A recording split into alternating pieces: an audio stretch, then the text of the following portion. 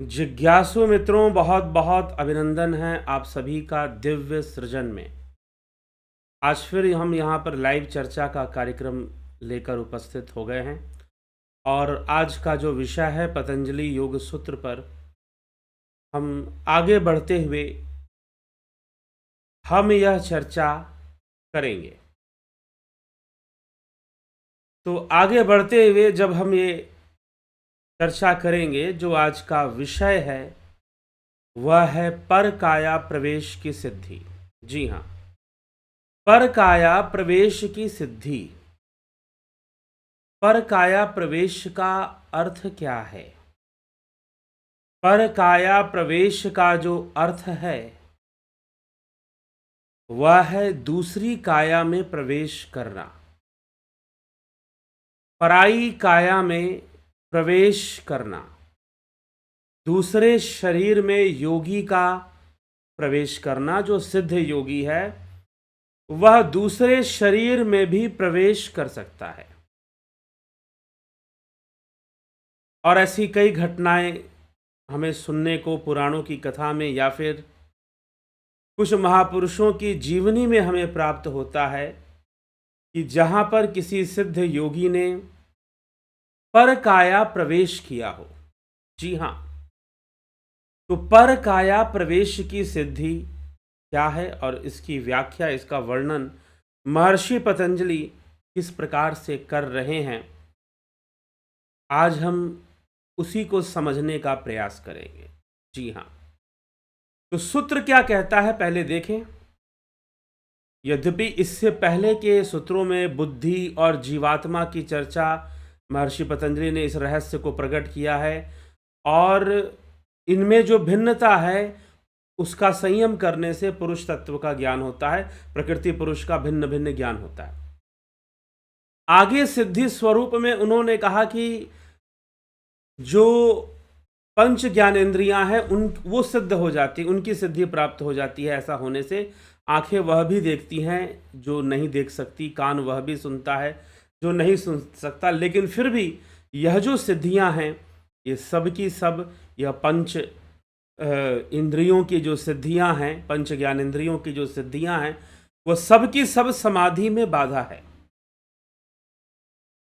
वह सब की सब समाधि में बाधा है, समाधि प्राप्ति में बाधा बन जाती हैं। तो अब चलिए हम आगे बढ़ते हैं और महर्षि पतंजलि पर काया प्रवेश की सिद्धि का वर्णन करते हैं। तो वह पर काया प्रवेश की सिद्धि का वर्णन किस प्रकार से कर रहे हैं इन सूत्रों में।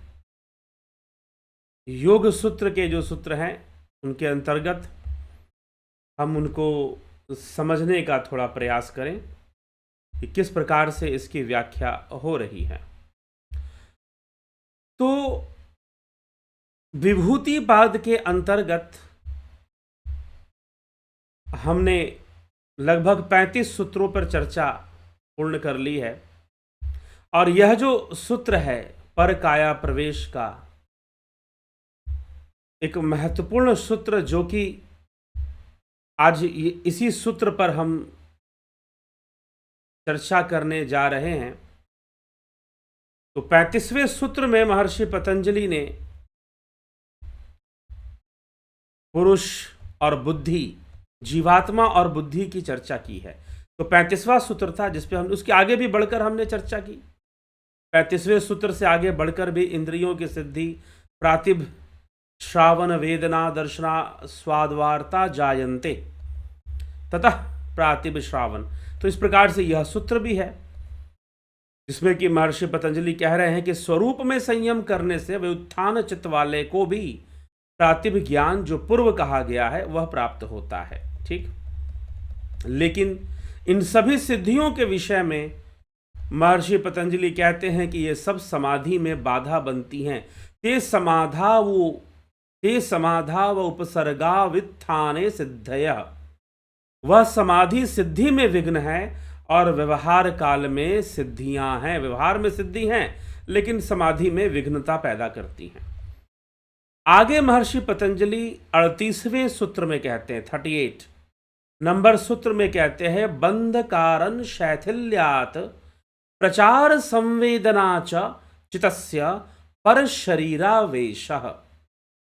बंध कारण शैथिल्यात, बंध कारण जो बंधन का कारण है, बंधन का कारण क्या है? मन की अस्थिरता।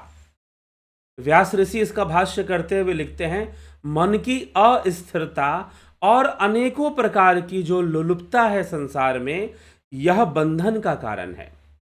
तो बंध कारण शैथिल्यात, बंधन का जो कारण है उसको शिथिल कर कर, बंधन का कारण मन की चपलता, मन की जो चंचलता बनी हुई है वह बंधन का कारण है। और बंधन के कारण को शिथिल करके प्रचार संवेदना च चितस्य पर शरीरावेश, ठीक है, बंधन के कारण रूप कर्म की शिथिलता, कर्मों को शिथिल करके, अर्थात कर्म को रोक कर, कर्म ना हो, प्रकृति के बंधन से सारे कर्म होते हैं, कर्म ना हो, बंध कारण शैथिल्यात प्रचार संवेदनाश्च चितस्य पर शरीरावेश। संयम द्वारा बंधन के कारण रूप कर्म की शिथिलता से और नाड़ी प्रवेश के ज्ञान से चित्त का पर शरीर में योगी प्रवेश कराता है। और चित्त का प्रवेश करने से इंद्रियां भी पीछे पीछे चली जाती हैं। विषयों में जो लोलुपता भाव है और अस्थिर मन का कर्म और वासना के कारण शरीर में बंधन है। विषयों के प्रति जो लोलुपता का भाव है और मन का अस्थिर अवस्था के कारण कर्म और वासना भी अस्तित्व में रहते हैं। इनका ठहराव करके उस बंधन के कारण कर्म की शिथिलता समाधि बल से होती है, मतलब संयम बल से, धारणा ध्यान समाधि बल से ये कर्मों की शिथिलता आ जाती है। और चित्त के नाड़ी द्वारा जाने आने की ज्ञान भी समाधि से उत्पन्न होता है। क्योंकि यहां पर दो बातें कही जा रही हैं कि आप तो एक कर्म बंधन जो है उसको शिथिल करो, ठीक है, बंध कारण शैथिल्या प्रचार संवेदना चितस्य पर शरीर हो। और जो संवेदनाओं का जो मार्ग है वह नाड़ी मार्ग है, वह नाड़ी मार्ग है। इसलिए नाड़ियों का ज्ञान, सुषुम्ना नाड़ी, इंगला, ईड़ा पिंगला सुषुम्ना नाड़ियों की चर्चा हो जाती है। अभी पीछे किसी ने शायद कल ही पूछा था कि आत्मा शरीर में कहां पर है। वास्तव में आत्मा तो सर्वव्यापी है, जीवात्मा है। और जीवात्मा स्पाइनल कोड, जहां नाड़ी संग्रह है, स्पाइनल कोड के माध्यम से ही जीवात्मा पूरे शरीर पर अपना नियंत्रण रखती है। ठीक, नाड़ी तंत्र के माध्यम से ही पूरे शरीर पर जीवात्मा अपना नियंत्रण रखती है। इसीलिए महर्षि पतंजलि पर काया प्रवेश की सिद्धि समझाने के बाद नाड़ी सिद्धि की बात करेंगे और प्राण सिद्धि की बात करेंगे कि अलग अलग जो प्राण वायु है उनका संयम करने से कौन कौन सी सिद्धि प्राप्त होती है। तो यहां पर इस विषय को समझाया जा रहा है कि दो क्रियाएं यहां करनी होती है। एक कि कर्मों का जो व्यापार है, जो कि संसार के प्रति मन की अस्थिरता, लोलुपता, कर्म वासना बनी रहती है, उनके व्यापार को शिथिल कर देना है, रोक देना है। एक तरह से समाधि अवस्था में शिथिल कर देने के बाद फिर क्या करना है? समाधि से ही नाड़ी विज्ञान का भी ज्ञान हो जाता है, सारी नाड़ियों के बारे में पता चल जाता है। क्योंकि जीवात्मा शरीर के ऊपर अपना नियंत्रण नाड़ियों के माध्यम से करता है। जीवात्मा शरीर के ऊपर अपना नियंत्रण नाड़ियों के माध्यम से करता है, ठीक है। तो अब क्या होगा कि जो योगी है, सिद्ध योगी है, पहले धारणा ध्यान समाधि से वो अपने मन की चंचलता को स्थिर करेगा, कर्म वासना को, कर्मों के व्यापार को शिथिल करेगा और नाड़ी विज्ञान को समझते हुए वह किसी पर काया प्रवेश, पर शरीरावेश, दूसरे शरीर को अपने वश में करेगा, उसकी नाड़ी में प्रवेश करके, उसकी नाड़ी में वो प्रवेश करेगा और प्रवेश करके वह जो है जो नियंत्रण है उस शरीर पर कर लेगा। एक योगी ऐसा पूर्णतः कर सकता है, सिद्ध योगी कर सकता है। ठीक है, सिद्ध योगी जो है इस प्रकार से यह क्रिया कर सकता है और पर काया प्रवेश, यहां पर उसका पर काया प्रवेश हो जाएगा। तो इस प्रकार से, इस तरह से शास्त्रों में, इतिहास में, हम कह लें महापुरुषों के इतिहास में पर काया प्रवेश की कुछ घटनाएं आती हैं। उनमें से जो सबसे प्रसिद्ध जो कथा हमें सुनने को मिलती है आदि गुरु शंकराचार्य के विषय में आती है कि आदि गुरु शंकराचार्य मीमांसा आचार्य कुमारिल भट्ट से शास्त्रार्थ करने जाते हैं। उनको स्वयं वेद व्यास जी प्रकट होकर दर्शन देकर उनसे कहते हैं कि हे शंकर, यदि तुम्हें दिग्विजय करना है तो तुम्हें मीमांसा आचार्यों को पराजित करना होगा। मुख्य रूप से आदि गुरु शंकराचार्य ने मीमांसा आचार्यों से ही शास्त्रार्थ किया था, क्योंकि मीमांसकों का ही विजय बौद्धों पर था। मीमांसा आचार्य कुमारिल भट्ट ने स्वयं नालंदा के कुलपति बौद्धाचार्य को शास्त्रार्थ में पराजित कर दिया था और यह घटना बड़ी प्रसिद्ध थी। इसीलिए आचार्य कुमारिल भट्ट दिग्विजयी माने जाते थे। भट्टाचार्य दिग्विजयी माने जाते थे क्योंकि वह मीमांसा आचार्य थे, पूर्व मीमांसा शास्त्र के आचार्य माने गए हैं और उन्होंने अपने कर्म सिद्धांत से, मीमांसा मुख्य रूप से, मीमांसा का जो धर्म विचार है वो कर्म विचार है। वास्तव में कर्म को ही धर्म माना गया है, तो और है भी कर्म धर्म, इसमें कोई संशय भी नहीं है। तो कर्म सिद्धांत के आधार पर और प्रमाण विचार पर उन्होंने शास्त्रार्थ किया और उनकी विजय हुई। तो वेद व्यास जी ने कहा कि हे शंकर, अगर तुम दिग्विजयी होना चाहते हो तो तुम्हें कुमारिल भट्ट से, भट्टाचार्य से तुम्हें शास्त्रार्थ करना पड़ेगा। तो आदि गुरु शंकराचार्य उस समय प्रयाग में पहुंचते हैं भट्टाचार्य से शास्त्रार्थ करने के लिए, लेकिन तब तक आचार्य कुमारिल भट्ट अग्नि समाधि को, अपने देह को अग्नि को समर्पित कर चुके थे। अग्नि समाधि उन्होंने ले ली थी, अग्नि समाधि का प्रण कर लिया था और उनका शरीर जो है तुषानल की अग्नि में, तुषानल कहने का मतलब जो धान की भूसी होती है उसको कहते हैं तुषा, तो उसकी अग्नि में वो अपने शरीर को भस्म कर रहे थे। उसी समय कहते हैं कि आदि गुरु शंकराचार्य पहुंच गए, आचार्य को प्रणाम कर उनसे विनती की कि मुझे आपसे शास्त्रार्थ करना था। तब आचार्य कुमारिल भट्ट कहते हैं कि देखो, मैंने तो अग्नि समाधि की इच्छा से ये अपना देह को मैं त्याग कर रहा हूँ, लेकिन मेरा शिष्य है, तुम उससे जाकर शास्त्रार्थ कर सकते हो।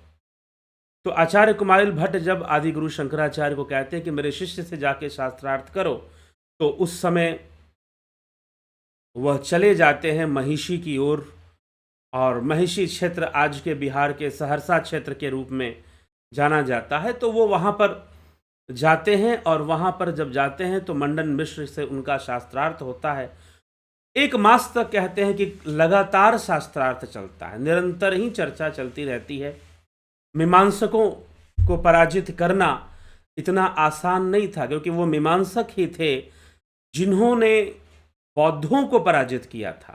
सत्य ये है, बहुत लोग कई बार यह कहते हैं कि आदि गुरु शंकराचार्य ने बौद्धों का वो कर दिया। मेरे ख्याल से वो सुनी सुनी बातों को वो बोल दिया करते हैं कि कहीं पर किसी दूसरे महात्मा जी ने बोला तो हमने सुना और कॉपी पेस्ट मार दिया। लेकिन आप जब इस विषय पर रिसर्च करेंगे, philosophical history of India, Bharat के दार्शनिक इतिहास पर, फिलॉसफिक हिस्ट्री पर अगर आप रिसर्च करेंगे तो आपको पता चलेगा कि यह कार्य कुमारिल भट्ट के द्वारा हुआ था। आदि गुरु शंकराचार्य ने बौद्धों के साथ उनके शास्त्रार्थ का कोई कथा प्रसिद्ध नहीं है, ऐसी कोई सिंगल स्टोरी नहीं है जो बहुत फेमस हो, जहां पर यह आता हो कि आदि गुरु शंकराचार्य ने किसी बौद्धाचार्य को पराजित किया हो।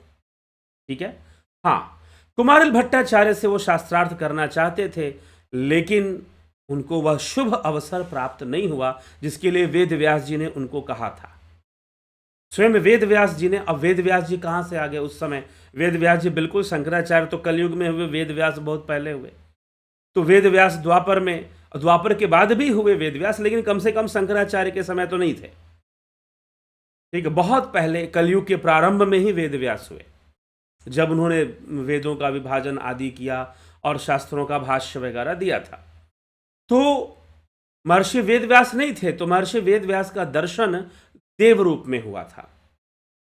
देव रूप में आदि गुरु शंकराचार्य को हुआ था। अगर आप शंकर दिग्विजय का अध्ययन करें या आप आदि गुरु शंकराचार्य की जीवनी कहीं से भी पढ़ें, तो देव योग था, पहला संन्यास योग था, दूसरा देव योग था, और 2 बार उनकी मृत्यु टली। एक बार 8 वर्ष की उम्र में संन्यास योग से टल गई, फिर 16 वर्ष की उम्र में देव योग से टल गई, और उसका डबल जीवन हो गया। तो 32 वर्षों तक आदि गुरु शंकराचार्य इस शरीर में रहे, इस दुनिया में रहे, जीवित शरीर में रहे। ठीक है, 32 वर्ष की उम्र तक। और 32 वर्ष की उम्र तक उन्होंने उपनिषद भाष्य, श्रीमद् भगवद गीता भाष्य, विवेक चूड़ामणि, उपदेश सहस्त्री, ऐसे बहुत सारी रचनाएं उन्होंने कर दी थी। बहुत सारी रचनाओं को शंकर से जोड़ दिया जाता है, जबकि वो उनकी रचनाएं नहीं होती हैं, फिर भी जोड़ दिया जाता है। मुख्य रूप से जो उनका जो शास्त्र है, बाल्यावस्था में ही उन्होंने आत्मबोध नामक एक सूत्रों की रचना कर दी थी, बालक अवस्था में ही, संस्कृत भाषा में। और फिर जो है उसके बाद भाष्य उन्होंने दिए। भाष्यों में उन्होंने मुख्य रूप से उपनिषदों का भाष्य, श्रीमद् भगवद गीता का भाष्य, वेद भाष्य, इस तरह से भाष्य उन्होंने दिए। और फिर जाकर विवेक चूड़ामणि को, अद्वैत सिद्धांत, अहम ब्रह्मास्मि को समझाने के लिए उन्होंने विवेक चूड़ामणि लिखा। तो मुख्य रूप से 10 उपनिषदों पर आदि गुरु शंकराचार्य ने भाष्य दिए थे। ठीक, तो आदि गुरु शंकराचार्य ने ये सारा काम करने के बाद अब शास्त्रार्थ परंपरा से वो चल रहे थे। कईयों से शास्त्रार्थ किया, वेद व्यास जी से भी शास्त्रार्थ किया। जब वो देव रूप में आए तो शास्त्रार्थ के लिए ही आए, तो शास्त्रार्थ हुआ, उनको भी पराजित किया। लेकिन जिनको वेद व्यास को पराजित करने का अवसर मिला, वो भट्टाचार्य से शास्त्रार्थ का अवसर उनको नहीं मिला। अगर वास्तव में भट्टाचार्य से शास्त्रार्थ आदि शंकराचार्य का हुआ होता तो पता नहीं इतिहास कुछ और ही होता, क्योंकि जिसकी प्रशंसा और जिसका गुणगान स्वयं वेद व्यास जी ने किया, आदि गुरु शंकराचार्य के समक्ष वेद व्यास जी ने कहा कि इस समय अगर कोई दिग्विजय है तो वो कुमारिल भट्ट हैं, और अगर तुम अपने इस यात्रा को दिग्विजय करना चाहते हो, तुम अपने शास्त्र, तुम अपने अद्वैत मत को प्रतिष्ठित करना चाहते हो, तो तुम्हें बिना कुमारिल भट्ट को पराजित किए यह संभव नहीं है। लेकिन आदि गुरु शंकराचार्य को यह शुभ अवसर नहीं मिला, और उन्होंने यह अपना दुर्भाग्य ही माना और कहा कि ठीक है, मैं आपके शिष्य से ही शास्त्रार्थ कर लूंगा। और वो मंडन मिश्र के पास चले गए। मंडन मिश्र के पास चले गए शास्त्रार्थ करने के लिए। और जब वहां पर वो पहुंचे, मंडन मिश्र से मिले और मिलकर शास्त्रार्थ के लिए कहा, तो कहते हैं कि मंडन मिश्र से क्या शास्त्रार्थ करेंगे। पहले तो मंडन मिश्र ने अपने तोते को ही आगे कर दिया था कि पहले मेरे तोते का ही प्रश्नों का उत्तर दे दो। उनका तोता भी संस्कृत बोलता था, और तोता भी संस्कृत का ही पाठ करता था, वेदों का पाठ कर लेता था। तो ऐसा माहौल था मंडन मिश्र के, जो उनका आश्रम था, गृहस्थ आश्रम, उसके चारों तरफ जो थे वेद ज्ञान और विद्वता से भरे हुए लोग थे, और बहुत पके हुए लोग थे, क्योंकि मीमांसकों ने सबसे ज़्यादा शास्त्रार्थ किया है। अगर इस विषय को आप समझना चाहते हैं तो फिलॉसफी कोर्स के अंतर्गत यह चर्चा आगे बढ़ेगी कि मीमांसा शास्त्र क्या है, अद्वैत शास्त्र क्या है, किस तरह की चर्चाएं हुई थी। तो चर्चा चली, लंबी चर्चा चली, लंबी व्याख्या चली, लेकिन शंकर बहुत ही निष्पक्ष व्याख्या करते थे, और निष्पक्ष व्याख्या करने के कारण उन्हें पराजित करना बहुत ही कठिन होता था। और वही कठिनता मंडन मिश्र को भी दिखाई दी कि भाई, इस व्यक्ति के अंदर तनिक भी किसी चीज के प्रति कोई आसक्ति नहीं है। ठीक है, और स्वीकार करने की बड़ी स्वीकार कर लेते थे किसी भी चीज को बड़ी आसानी से, जो बात है वो है। तो कर्म कांड का खंडन करना आदि गुरु शंकराचार्य का उद्देश्य नहीं था, उन्हें बस अद्वैत के महत्व को समझाना उनका उद्देश्य था। वो कर्म कांड को गलत ठहराना चाहते हैं या उसका खंडन करना चाहते हैं, ऐसा कोई उद्देश्य लेकर वो मंडन मिश्र के पास नहीं गए थे, लेकिन अद्वैत सिद्धांत को भी समझ लेना चाहिए, इस उद्देश्य को लेकर गए थे। और मंडन मिश्र पराजित होने लगे। जब पराजित होने लगे तो उनकी जो पत्नी थी अर्धांगिनी, जो उनकी अर्धांगिनी थी, वो भी प्रकांड विद्वान थी, विदुषी थी, शास्त्र के हर मत को भली भांति जानती थी। तो उन्होंने कहा कि ठीक है, मैं इनकी अर्धांगिनी हूं, तो अब मेरे पति अगर पराजित हुए तो मुझसे शास्त्रार्थ करना पड़ेगा। और उनसे शास्त्रार्थ होने लगा। सभी शास्त्रों पर चर्चा हुई, चाहे वो कर्म सिद्धांत हो, चाहे मीमांसा हो, सांख्य हो, योग हो, न्याय हो, वैशेषिक हो, वेदों के जितने भी मन है, उपासना कांड, ज्ञान कांड, कर्म कांड, सब पर चर्चा होती गई। अंत में देवी ने कामशास्त्र पर चर्चा की। कामशास्त्र पर चर्चा की तो कामशास्त्र की रचना उपनिषदों और वेदों से ही निकली थी। तब आदि गुरु शंकराचार्य ये नहीं कह सकते थे कि इस विषय पर मैं शास्त्रार्थ नहीं करूंगा। क्यों नहीं करूंगा? क्योंकि कामशास्त्र के भी जो सूत्र थे वह भी तो वेदों से ही आ रहे थे, तो ये कह पाना उनके लिए संभव नहीं था। तब उन्होंने कहा कि देवी देखो, मैं इस शरीर में सन्यासी रहा हूं, ब्रह्मचारी रहा हूं, अविवाहित रहा हूं, और मेरे जो बहुत सारे शिष्य हैं उनकी श्रद्धा इस कारण से है कि मैं अविवाहित हूं। ठीक यही कथा, कुछ इसी प्रकार की कथा आती है मच्छिंद्र नाथ के विषय में। योगी मच्छिंद्र नाथ जिनके शिष्य थे गोरखनाथ, तो उन्होंने तो विवाह कर लिया था और एक समय के लिए वो राजा बन गए, विवाह कर लिया, त्रियाराज में चले गए और उनके शिष्य बहुत भ्रमित हुए। ये कथा आदि गुरु शंकराचार्य जानते थे कि उनके शिष्य बहुत भ्रमित हुए। और हालांकि काल को लेकर बहुत सारी इसमें घटनाएं या मान्यताएं हैं कि किस किस काल में कौन सी बातें घटी हैं। तो मच्छिंद्र नाथ जी इस प्रकार से योगी थे, सन्यासी थे, लेकिन फिर विवाह कर लेते हैं, विवाहित हो जाते हैं। उनके शिष्य संशय में आ जाते हैं, स्वयं गुरु गोरखनाथ जी संशय में आ जाते हैं और जो है वो जाग मच्छिंद्र गोरख आया जगाने के लिए चले जाते हैं। अंततः उनकी मोह माया को, क्योंकि कई बार व्यक्ति को अपने सन्यासी वेश से ही आसक्ति हो जाती है, जैसे सुखदेव मुनि को हो गई।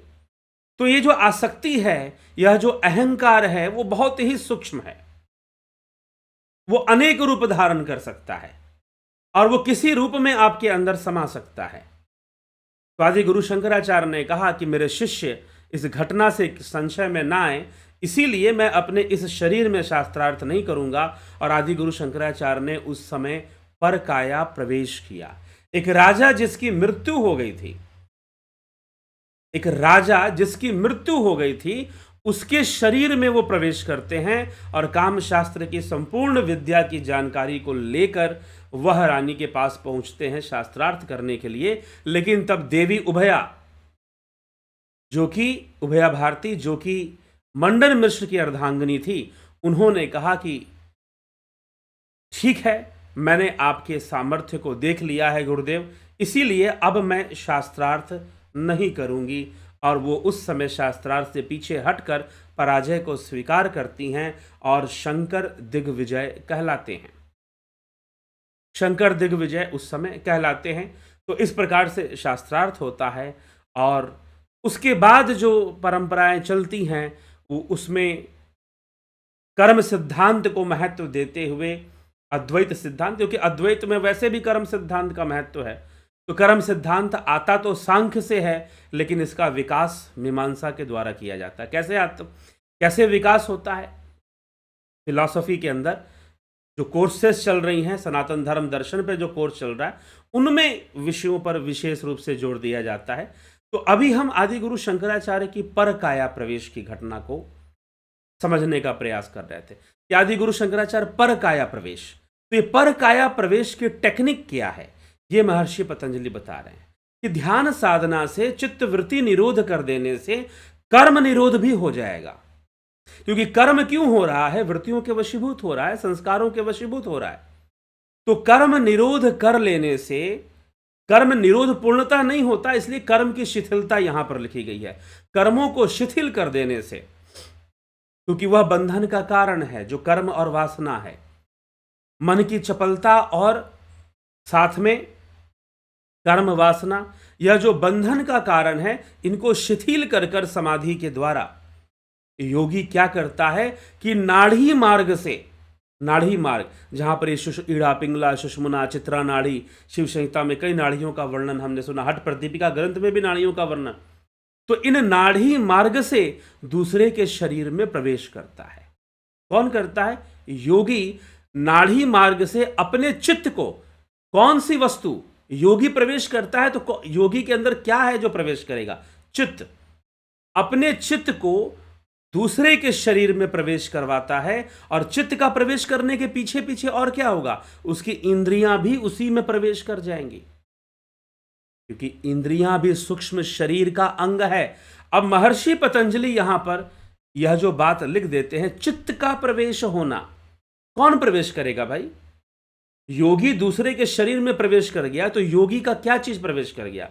योगी ने अपने चित्त को दूसरे के शरीर में नाड़ी मार्ग से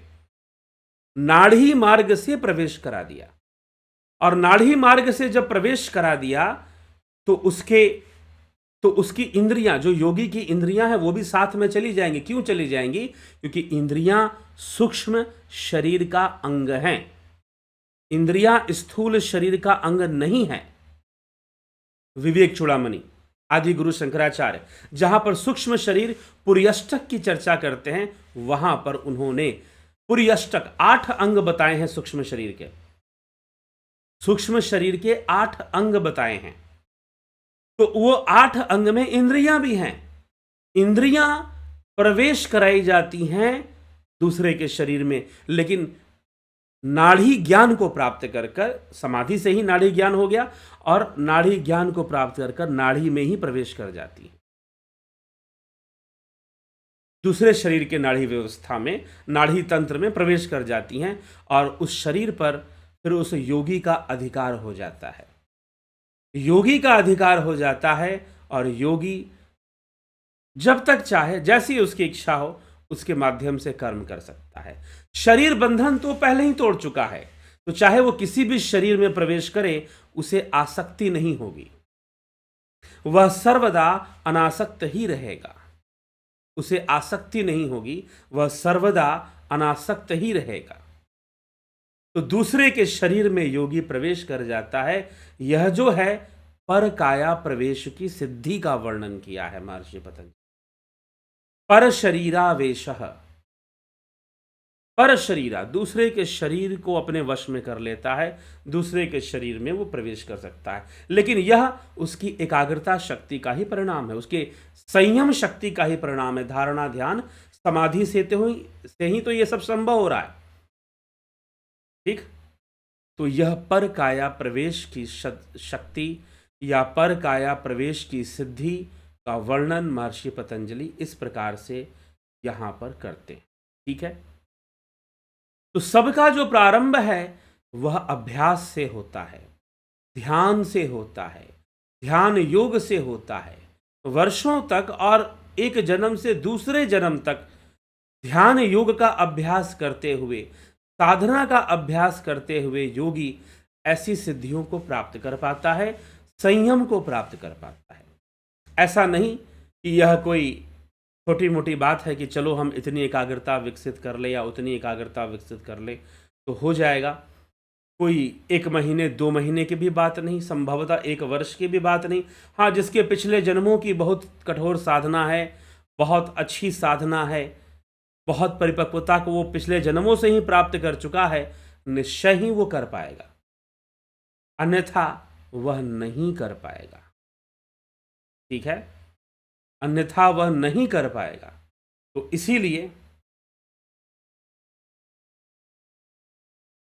इसीलिए जो है योगी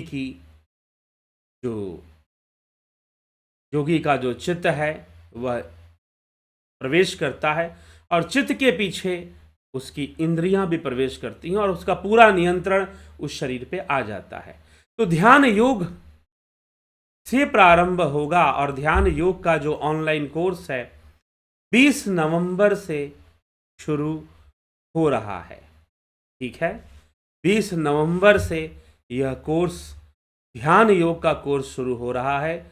आप ध्यान योग का कोर्स ज्वाइन करना चाहते हैं, आपने पहले किया है थोड़ा बहुत लेकिन सही से नहीं होता, या आप अपनी मर्जी से करते हैं, या कहीं आपने गुरुजी बनाया था उससे लेना देना नहीं है, लेकिन आपको लगता है कि एक विधि पूर्वक ध्यान योग हमें करना चाहिए, विधिवत हमें ध्यान योग सीखना चाहिए, तो जी हाँ, विधि पूर्वक एक सीक्वेंस में एक क्रमबद्ध यह कार्यक्रम है और यह क्रमबद्ध कार्यक्रम आपको ध्यान योग के कोर्स में मिलता है। तो ध्यान योग का कोर्स आप ज्वाइन कर एक सिस्टम में ध्यान योग सीखेंगे, कोई जल्दबाजी नहीं, जो एक प्रोटोकॉल होना चाहिए ध्यान योग करने का, उसमें आप चलेंगे और आप ध्यान योग सीखेंगे और लाभान्वित होंगे। ठीक है, नहीं तो कोई कुछ करवा रहा है, कोई कुछ करवा रहा है, कोई कुछ करवा रहा नहीं। शास्त्र विधि क्या है ध्यान योग करने की? हट प्रदीपिका ग्रंथ में किस रास्ते से ले जा रहे हैं स्वात्माराम जी? नादा अनुसंधान, ध्यान योग, राजयोग की यात्रा करवा रहे हैं। कैसे करवा रहे हैं? हठ योग का उद्देश्य राजयोग की प्राप्ति है, लेकिन किस प्रकार से, कौन सा क्रम है, किस किस कैसे आगे बढ़ें कि गहरे ध्यान में हम उतर सकें, कैसे आगे बढ़ें कि गहरे ध्यान में हम उतर सकें। ठीक है, तो गहरे ध्यान में उतरने की आवश्यकता है। तो गहरे ध्यान में उतरने के लिए एक सिस्टम चाहिए, उससे ध्यान करोगे तब। नहीं तो कुछ लोग बेचारे ध्यान भी करते हैं, कुछ कंफ्यूज हो जाते हैं, किसी को किसी का कंफ्यूजन है, किसी को किसी चीज़ का कंफ्यूजन है। तो बहुत सारी एक व्यवस्था बननी चाहिए, एक प्रोटोकॉल होना चाहिए कि भाई ऐसे ही साधना करनी है। तो निश्चय ही हम एक सिस्टम में, और उस सिस्टम के पीछे कारण होना चाहिए कि वाई, क्यों इस सिस्टम को मानना है। इसलिए मानना है क्योंकि वही तरीका है, शास्त्र विधि वही है ध्यान योग की। तो इसलिए यह उस प्रोटोकॉल पर बेस्ड यह कार्यक्रम है ध्यान योग का, उस प्रोटोकॉल पर बेस्ड यह कार्यक्रम है ध्यान योग का, एक सही विधि। और कई लोग प्रश्न लेकर आते हैं कि मुझे एनर्जी ब्लॉकिंग हो जाती है, मुझे ये समस्या। और कई लोग तो भाई गुरुजी लोगों ने इतना अपनी पूजा करवाने के चक्कर में गुरुजी लोगों ने ऐसी चीज़ें प्रचार भी कर दी हैं कि जिससे कि शिष्य समाज भ्रमित रहता है, और कई बार वो भ्रम में रहना ही पसंद करता है। समस्या ये है कि उसे भ्रम का ही नशा हो गया है और वो भ्रम में रहना ही पसंद करता है। उनकी तो कोई सहायता ही नहीं की जा सकती जब तक वो भ्रम को दूर करने के लिए कोशिश नहीं करेंगे। वो भ्रमित वाली अवस्था में ही बने रहने अपने आप को सही मानने लग जाते हैं। तो चलिए कोई बात नहीं, लेकिन कहीं से आपने कोई गुरु भी बनाया हो, चाहे कुछ भी हो, ध्यान योग की प्रक्रिया से यहाँ पर आप जुड़ सकते हैं और ध्यान योग को सीख कर आप एक सही विधि से ध्यान योग के मार्ग पर आगे बढ़ सकते हैं। ठीक है, तो यही है। और ये जो भी आपकी विधियां हैं यहाँ जो भी बताई जाती है, जो हमारे योग शास्त्र से निकलता है, वही सब सारी चीज़ों का ही यह एक सम्मिलित एक कोर्स है, जो कि एक पद्धति पे आधारित है, शास्त्र पद्धति पे आधारित है। नहीं तो बहुत सारे लोग बहुत तरह का ध्यान करवा देते हैं। कुछ लोग तो मुझे भी कहते हैं तुम आप अपना बताइए, शास्त्रों का छोड़िए। कई बार कुछ लोगों ने कमेंट किया, मेरा कोई उद्देश्य नहीं है अपना कुछ बता। स्वामी विवेकानंद जी ने यही तो कहा था कि जो अपना बताने में लगेगा और बोलेगा कि मैं वेदों से कुछ ज़्यादा जान गया हूँ, ऊपर का जान गया हूँ, समझो वो मिथ्या भाषण कर रहा है, वो आपको कहीं ना कहीं भ्रमित करने में लगा हुआ है। ये मेरे नहीं, स्वामी विवेकानंद जी के वक्तव्य हैं, उन्होंने ये बात कही, क्योंकि उन्होंने भी अपना कुछ नहीं बताया। वास्तव में अपना क्या बताओगे भाई? अपना है ही क्या? आत्मा ही तो है, उसी को तो जानना है, निज स्वरूप को ही तो जानना, वही तो अपना है। और निज स्वरूप को जानने का मार्ग ही योग है, निज स्वरूप को जानने का मार्ग ही ध्यान योग है। वास्तव में जो ध्यान योग कोर्स है ये निज स्वरूप के लिए है, आत्म साक्षात्कार के लिए है, आत्मा की ओर आगे यात्रा करने के लिए है। ठीक है, तो यह सब बातें हमें समझना है, फिर आगे बढ़ना है। ठीक है, तो चलिए आगे बढ़ते हैं। ध्यान योग का कोर्स और साथ में प्राकृतिक चिकित्सा का कोर्स भी शुरू हो जाएगा 20 नवंबर से। आप सभी इसका लाभ उठाना चाहते हैं, अवश्य अवश्य इसका लाभ उठाएं, लाभान्वित हों। संपर्क कर लें, आप कांटेक्ट कर लें अगर ज्वाइन करना है। ज्वाइनिंग शुरू हो चुका है ध्यान योग के लिए। ये जो नंबर दिया है 9661802459, इस पर आप व्हाट्सअप मैसेज कर लें और कर ध्यान योग के बारे में जान सकते हैं। उसी प्रकार से प्राकृतिक चिकित्सा के भी कार्यक्रम में 9661 सेम नंबर है, 9661802459, इस पर व्हाट्सअप मैसेज करके आप जो है इसकी भी सारी जानकारी प्राप्त कर सकते हैं कि कैसे ज्वाइन करना है। 2 तरह के कोर्सेस हैं, सन मेंबरशिप और जुपिटर मेंबरशिप इसमें है। आप ज्वाइन करना चाहते हैं ज्वाइन करिए। हीलिंग भी सिखाया जाता है, हीलिंग का भी कोर्स चलता है, आप लाभ उठा सकते हैं। अवधेश कुमार जी, बहुत बहुत अभिनंदन है आपका। जगत नारायण जी, विक्रम सिंह जी, अर्जन भाई चौहान, पवन कुमार गुप्ता, राजू पाल, जयंती भाई पटेल, राम लखन राजपूत, शंकर प्रसाद जी, बलवंत सिंह गोहिल, राम गोपाल जागीर, नरसा राम प्रजापत, उत्कर्ष तिवारी, सुहास राणे, अवनी प्रधान, रुपेश सिंह राजपूत, उषा श्रीवास्तव, विंदेश्वरी मिश्रा, रूपलाल विश्वकर्मा, MKPD, घनश्याम सरोदे, रामविलास जी, कन्हाई कुमार, काशी नाथ, राम निवास मीना, AK त्यागी, विनोद के सूद, सविता नायक जी, लखिंद्र राम जी, गोविंद प्रसाद नीमा, जलाराम रायका, राजेंद्र चौहान, सतीश कुमार, विष्णु चंद्र मौर्य, बिमला शाह, योगेंद्र पंडित, शिखर शर्मा, दीपेश कडेल, बीखू कुचाड़िया, विनोद कुमार शर्मा जी, अनिल कुमार जी, बहुत अभिनंदन है। आकाश मजुमदार, गुरु जी मेरा एक क्वेश्चन है कि हमारे स्मृति क्या चेतना में रहता है या ब्रेन में रहता है? यदि चेतना स्मृति जो है उसका संबंध हमारे चित्त से है, चित्त में रहता है, बुद्धि से है, और बुद्धि भी सूक्ष्म तत्व है। जिसको आप ब्रेन कह रहे हो वो तो फिजिकल ब्रेन को आप कह रहे हो, ठीक है, फिजिकल ब्रेन को कह रहे हो। जब फिजिकल ब्रेन रेस्ट में चला जाता है तो भी आप स्वप्न देखते हो, सूक्ष्म रूप से बुद्धि वहां काम करती रहती है।